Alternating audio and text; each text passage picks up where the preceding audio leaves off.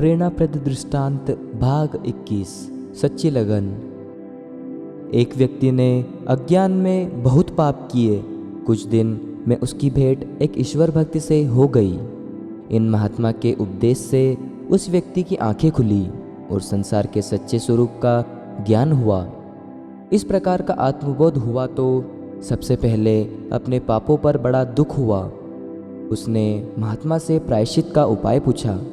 उन्होंने बताया कि यदि वह गंगा स्नान कर ले तो उसके पाप दूर हो सकते हैं। इस पर वह व्यक्ति बड़ा प्रसन्न हुआ और गंगा स्नान के लिए चल पड़ा।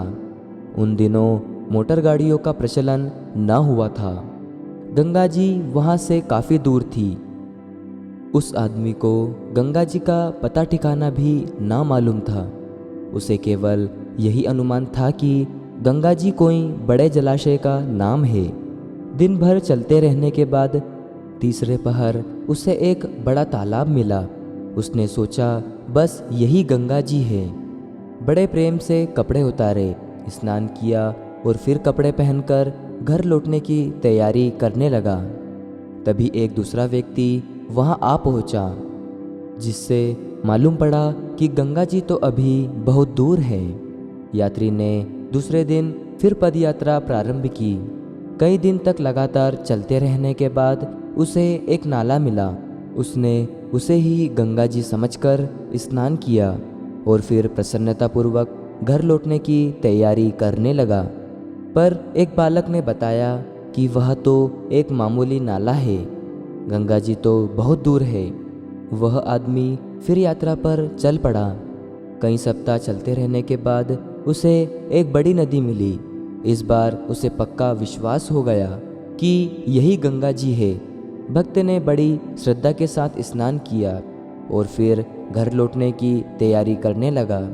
इसी समय एक स्त्री ने उस नदी का नाम लेकर जयकार लगाई। यह सुनकर उस आदमी को बड़ा विस्मय हुआ कि वह जिसे गंगा समझ रहा था वहाँ तो दूसरी नदी निकली। भक्त थक गया था, पांव सूज गए थे और उनमें छाले पड़ गए थे। खाने के लिए अन्न भी ना बचा।